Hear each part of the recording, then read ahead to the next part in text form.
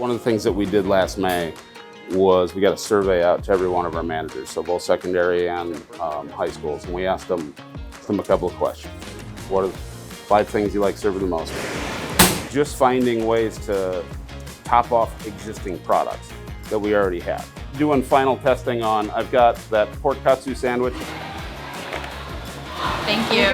It's exciting because I like to try new things. And it's very yummy.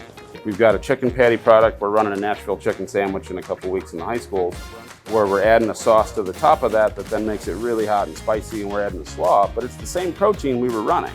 That the end goal is to make sure that all our kids get fed, and we're feeding like 50,000 kids a day. But if you're hungry, you're not thinking, you are not engaged, and we just lose those kids. If they're not full and they're not fed, they don't have energy to learn. And we are not going to teach all the kids in the district to read on grade level by 2030 if kids are not well fed.